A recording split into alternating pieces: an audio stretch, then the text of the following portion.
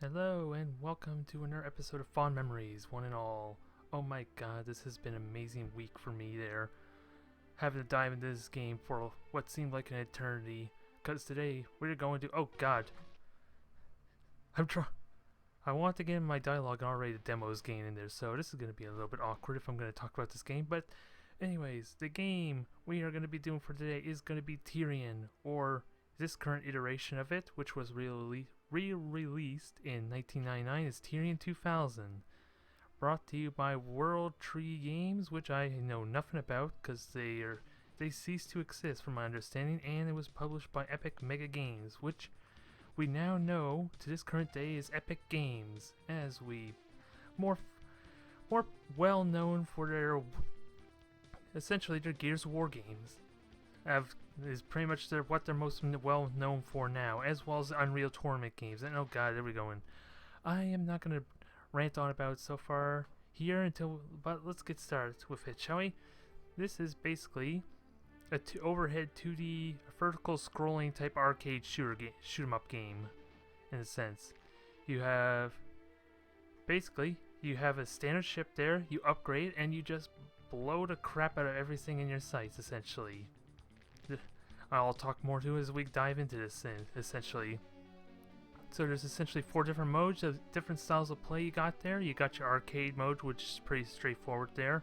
You grab power-ups as you play there, and you have the story mode, which I'm doing right now, which in the case here, you have your large variety of different weapon types that you can use there. For story mode, it gets unlocked as you progress story and different regions you're at there. As part of the progression story, you upgrade your weapons as is. You have a lot of different varieties. You have your main gun there. You have an option of a rear gun, which is what you're seeing here. All of them have different upgrades to them, which you can also get in arcade mode. But how you acquire them is in the battle itself. In this case here, your score is essentially your credit for the story mode, so it functions a little bit differently, a little more controllable. But arcade mode is a lot more random, so you have to be mindful of what you're picking up there, because you can easily lose ideal weapons for like either ones that are less idle or less ideal for what you're aiming for, and pretty much leave you kind of weaker than you would intend. So it is kind of those standard like arcade type shooters of old, because this game was originally released in 1995 there, and as I said, released just before the start of the new millennia essentially. So I showed the real guns there, I showed everything else. Still, we have these like sidekicks, which are kind of hard to show here, and I'm just going to buy one to give you a quick example. So I'm going to downgrade on the energy generator, which is not a factor in the arcade mode, but for story mode there, you use it to match your power because you regenerate your shields that way too. And the sidekicks are essentially like additional weaponry that you can use with different varieties and types. Like some of them are specials, like you can see that plasma storm up top there, which has ammo limit. It does recharge over time, but it gives you a significant power boost for like fighting bosses and that. So it is a fairly simple game though otherwise, because what you do, you just scroll across the screen, you destroy stuff, and collect everything you can. Ideally, like there's extra currency right there for the coin I got for my trouble, and everything you destroy also contributes to your score. And like I said, in the story mode, the more stuff you destroy, the more credits you get, and those data cubes are generally for like story lore essentially here. And this game, being an arcade shooter, has a pretty damn simplistic story to it. There's nothing too exciting there, but it is fun nonetheless there. A lot of silliness to it there. You're essentially a terraforming pilot named Trent Hawkins, I believe it was there, and you get thrown into this like power struggle where you're basically searching this planet called what is it? It's kind of hard to concentrate while I'm doing this. Damn it! I have not taken account for this, but essentially you are a terraform pilot for one of the organizations. You come to this planet called Tyrian to search for freshly terraformed regions to see what areas are habitable, and you get thrust into this power struggle where it's just a new resource called gravitic ore, I guess, which is utilized to make all this basically greatly reduce the weight of the material here, which is kind of emphasized right at the moment by these floating islands essentially. And apparently this ore is so valuable that the corp that is responsible for surveying and terraforming this planet is using it as a way to kind of like assert their dominance in the galaxy essentially here. And you get thrust into the middle of it here. You, a terraforming pilot, somehow as the lone hope to save everyone with your simple ship that you just randomly stole and fly off into the world here. Because this is not, story-wise, this is not your ship. You just magically stole it.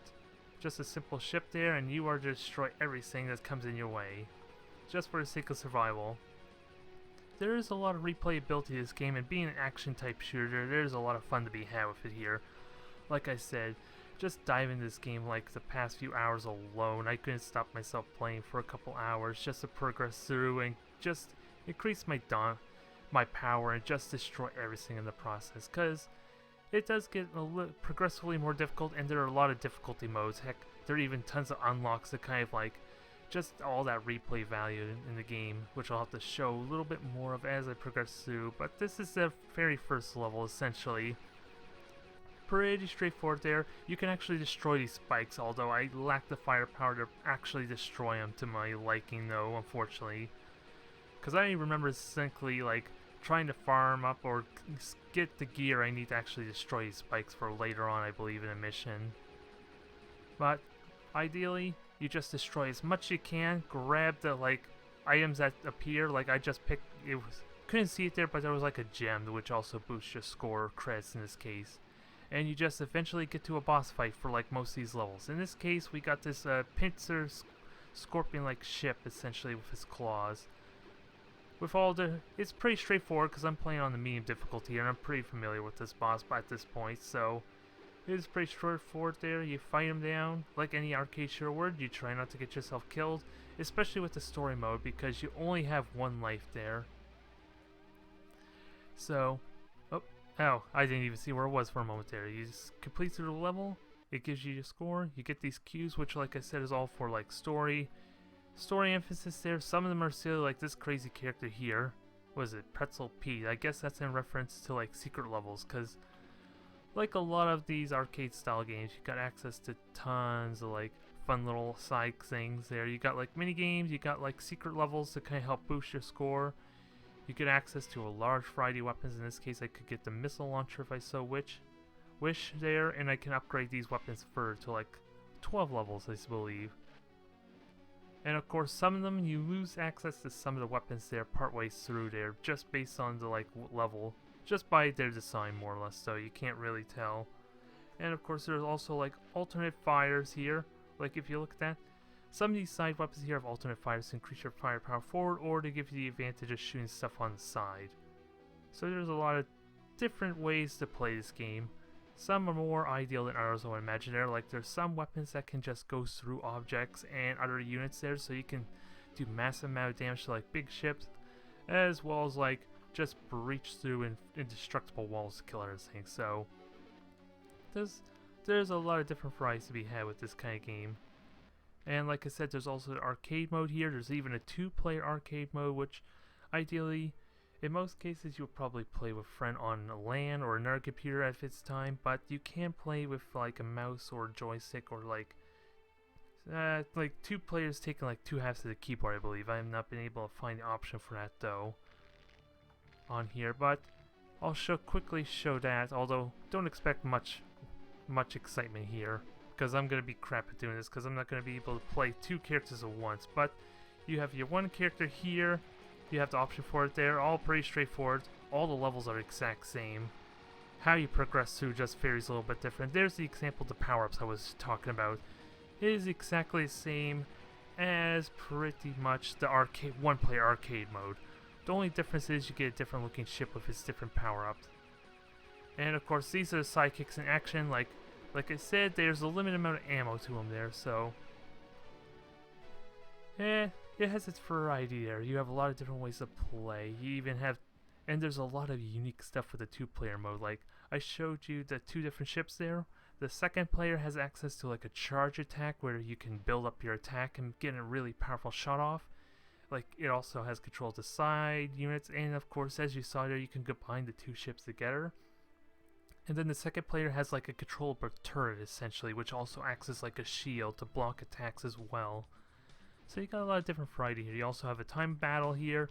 You also have access to like lots of codes in the game there, which require like typing in at the main menu screen there. Like even what you don't see here, there's actually two different difficulty modes. Like there's supposed to be an impossible and then Lord of the Game type of difficulty as well, which also increases scalability or the replayability of the game essentially.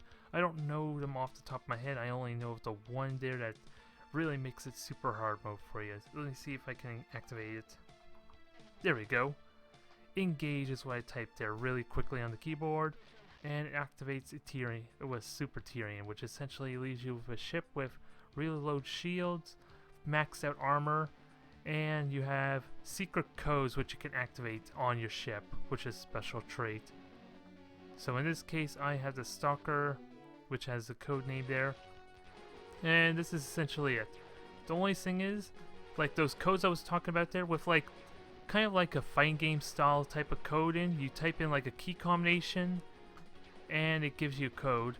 It activates stuff. Like somehow I activate this orb or this shield. Don't ask me how I got that. I have no idea. But I have different options available to me, and this mode is definitely difficult. More for the fact I'm trying to figure out how to activate these abilities. Like how I'm getting this lightning there is attacking at the same time as I'm hitting the action key. That's all I know. I don't know how to activate anything else. There goes my run there. This is definitely a game for the completionists. This is a game for reliving the arcade fun, essentially. And I've been playing this game non-stop for a couple hours. Mind you, I've been playing on easiest mode, so it's been easy as hell for me there. So I kind of am cheating a little bit there, but this is what I got so far there. I got like a laser cannon fully maxed out. I have access to a lightning gun if I so wish, maxed out fully. Definitely lots of different variety. I also got really potent sidekicks as well as maxed out generator and shields and all that. And the game scales up to your liking there. I just have a blast with the laser gun because it just refuses to stop shooting. It's going to be a little distracting. I apologize for that if you're watching this. But this is like just the emphasis of power that you get just being all that more destructive. Able to destroy everything that gets in your way. Even on, especially on easy mode, I can imagine this being incredibly difficult on the hard difficulties because with the amount of ammunition and weaponry that be flying around. And of course, it's really hard to see, but I also got like a one-time kind of charged up super ability there that just demolishes everything for good fun. The levels themselves has had some difficulty there, but the bosses themselves are like easy as hell to kill with this kind of power. So if I were to play this on the hard difficulties, there could be a real good challenge to be emphasized from this game. But there's not really much else to really say. This is a fairly straightforward game there. It has a lot of nostalgic value for me personally there, so, and I just want to keep playing this game essentially. It is pretty brain dead for me on the easy difficulty. We'll have to see if my attitude actually changes when I play on the higher levels. And of course with my mic in the way, it makes it difficult to see what the hell's going on the side. So I'm not normally as bad as I am right now, I promise you. But this is pretty simple. Like I said, there are lots of different codes to activate there. You can just, which is one of the benefits probably, the way I actually am okay with as far as going to a Wikipedia or trying to learn these type of game codes there, because you still have to execute on a lot of them there essentially. Like I guess this is a boss fight right here where I have to try to somehow destroy that orb. Oh, and really is just destroying an orb. I figured it was like involved the boss here. And I don't know, and I just got murdered horribly. Ugh. That was not a good show, was it? But like even on easy mode there, I would have destroyed that boss in like a few seconds with all that firepower. But I hadn't been aware of that firepower there. I could have just easily dodged that and just rinse and repeat everything, and it just dies instantly. I have so much firepower. The bosses are like nothing on their own, except for that little trick there. So yeah, I'm just gonna forget that happened. But this is gonna be a relatively shorter video than normal, I guess. But this is Tyrian 2000. It has been a lot of fun. So pretty damn simple. I don't know what this demo is supposed to be. Oh, it's just the intro. I forget those what demos were back in the day. Just demonstrating what the game was without having to play. I'm just used to demos like nowadays just being a non-existent thing, because you got like free to play trials and all that. You got like limited versions and all that, but there is a lot that this game has to offer for being such a simple game. Even though I'm playing on easy mode there, I can imagine this being a pretty difficult game if you're a hardcore type of player. There's even a time battle mode here, which I've really showed, where I haven't actually dived into this very much, so I think you just keep playing until you try to get as high a score as you can within the amount of time. And this is the ship that you basically get for your arcade mode as well, which is essentially what I'm already using, actually. And all these orbs are essentially a power-up, so you have your level up system there. You can level up your stuff there, and oh my god, look at all the power-ups galore. I'm trying to avoid all those other ones there, because I want to keep this fireball beam. Because that's the ability I was talking about that just goes through everything. Ah, and I missed that up for a level up. So that's a shame. And just try and destroy everything I can within the time limit. And this can be a little misleading, because some of these objects you can actually hide under. They're not really obstructions in your way, but some of them are, so that can be a downside for this game to an extent. But this is Tyrian 2000 in a nutshell there. It's still, considering it's like hand-drawn type art style, this game's definitely, if it were just to get a resolution update there, this game would still be gorgeous, I think. I really am liking the style now, even with it stretched out from my point of view. It's gonna be squashed down a tiny bit on the recording end of things, but I am just having a blast with this game. I want to get back into it some more there, and hopefully you can enjoy it as well. This game is actually freeware, free to play, so you could just do a Google search of it anywhere, and I got mine on when I signed up for my account on goodoldgames.com, and I had free access to this game. So if you want to play this game for a couple hours, if it seems like your take there, by all means you can just dive right in and kill a couple hours this way. Thank you for watching.